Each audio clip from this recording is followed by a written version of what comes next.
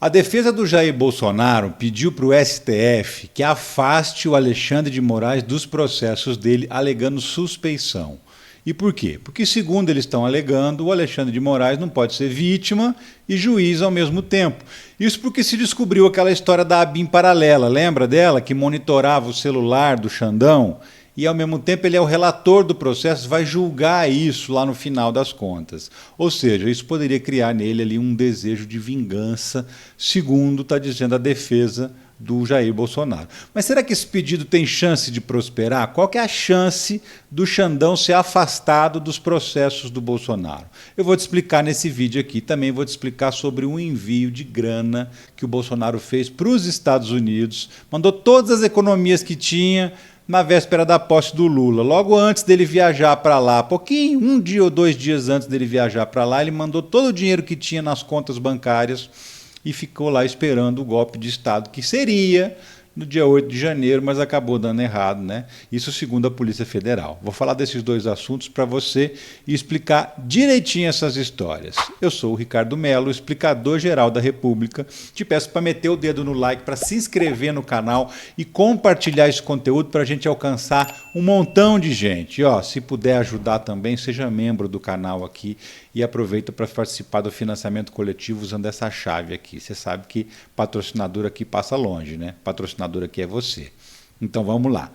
Seguinte, eu estou atrasado, né? Mas vamos lá. Ontem eu não teve vídeo porque eu me ausentei aqui por motivos pessoais, mas estou de volta e não vou deixar você desatualizado das notícias da política.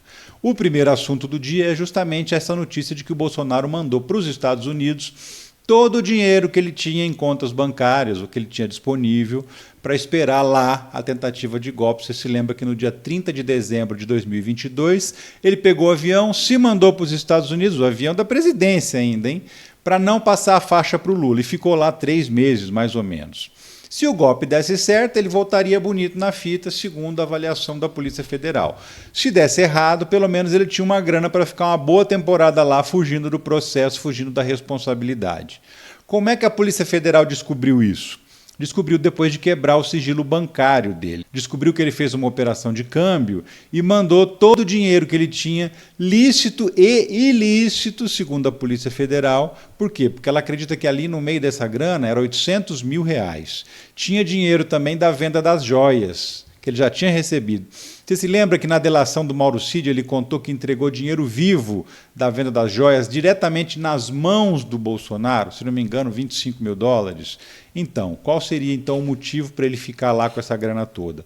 Ficar tranquilo, aguardar o desfecho da tentativa de golpe, né? Se desse certo ele ia voltar, continuar presidente, sentar na cadeira, comandar o país, mas se desse errado, ninguém podia alegar que ele participou do esquema porque estava fora do Brasil e ele tinha dinheiro para ficar lá acompanhando o resultado das investigações, dos processos jurídicos. Tanto é verdade que ele só voltou depois que ele teve certeza de que não tinha um mandado de prisão contra ele, que tão cedo não teria. Aí ele voltou para poder responder aos processos pela tentativa de golpe furado que ele tentou dar. Era todo o dinheiro que ele tinha disponível. Ah, mas você pensa assim, mas e os imóveis? Ele tem tantos imóveis, ele tem um patrimônio grandão. Pois é, mas imóvel não é dinheiro, né, gente? Não tem como ele levar uma casa daqui para os Estados Unidos. Então ele levou a grana que ele tinha livre, fez essa operação de câmbio, comprou dólares e despachou para os Estados Unidos. E como é que se sabe que a ideia era dar um golpe? Então, um dos indícios mais fortes é a troca de mensagens que a Polícia Federal encontrou no celular do Braga Neto, que foi o candidato a vice. No dia 27 de dezembro, repito, 27 de dezembro de 2022, ele ainda estava recebendo currículo de pessoas que estavam interessadas em trabalhar no governo.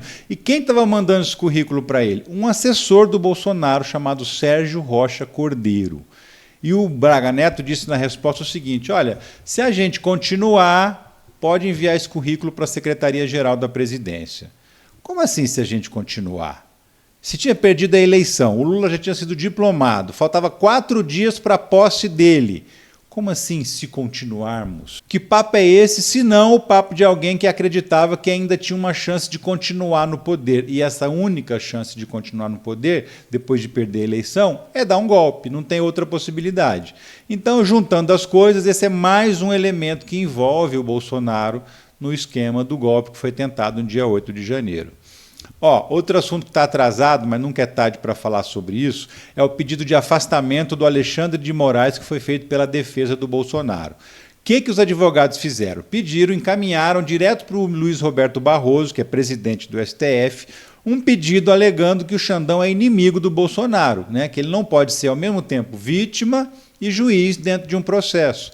Por que ele é vítima? Porque descobriu-se que a ABIN paralela, aquela que era comandada pelo Alexandre Ramagem, ela fazia um monitoramento do celular do Alexandre de Moraes, localização dele, tudo quanto é lugar que ele estava. O Mauro Cid participava disso, perguntava, lembra que chamava ele de professora? Onde está a professora? E o outro militar respondia, onde é que estava o Alexandre de Moraes?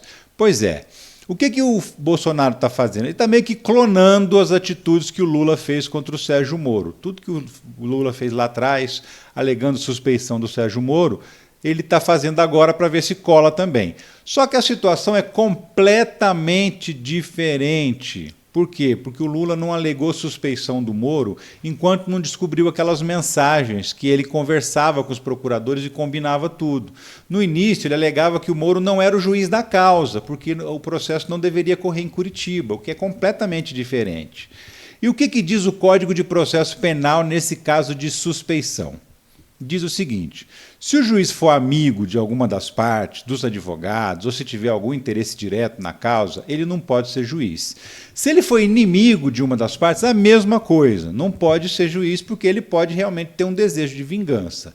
Então, baseado nisso, é que eles estão pedindo o afastamento do Alexandre de Moraes, alegando que depois de tanta treta que teve entre o Bolsonaro e o Xandão, teve xingamento em protesto público, teve ele dizendo que não ia obedecer mais ao Alexandre de Moraes, teve ele alegando que o Alexandre de Moraes estava perseguindo ele, aliás, ele alega isso até hoje.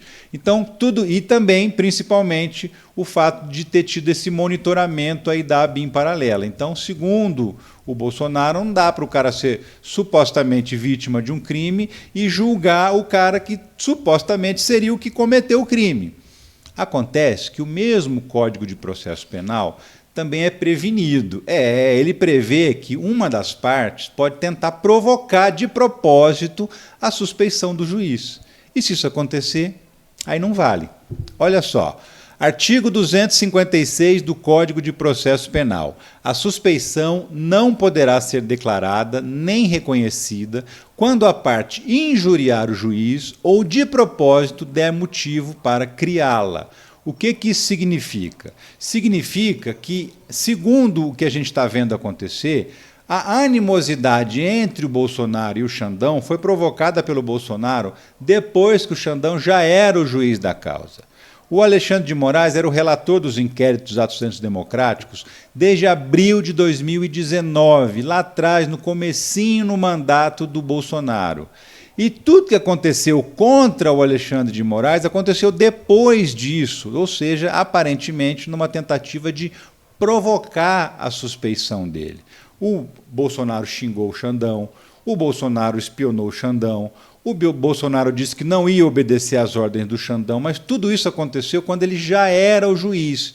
E a lei prevê exatamente isso, porque senão fica fácil, né? Senão você, eu quero tirar o juiz que vai me julgar. O que o senhor faz? Você encontra o juiz na rua, você arruma uma confusão com ele, xinga ele, arruma uma briga com ele, fala, tá vendo?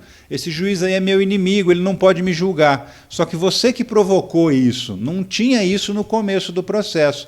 Então a lei prevê que se isso acontecer, não vale o pedido de suspeição, entendeu?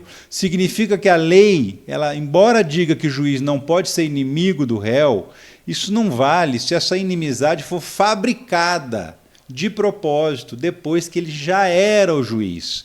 Exatamente o que está acontecendo nesse caso. Ou seja, segundo a própria lei, né, segundo o Código de Processo Penal, que é a lei que disciplina como anda os processos, como anda um processo na justiça, a chance do Xandão ser afastado é praticamente zero, a não ser que ele queira. Mas se ele não quiser, não existe lei que o impeça de continuar julgando os processos do Jair Bolsonaro. É uma jogada para tentar tirar o juiz, porque ele está vendo que a situação não está boa para ele. Só que essa jogada não vai dar certo, porque a lei já prevê que esse tipo de situação pode acontecer. Que o acusado, que o réu, ou no caso ele ainda não é nem réu, né, ele é investigado, ele pode tentar provocar uma inimizade com o juiz para depois alegar que o juiz é inimigo e não pode julgá-lo.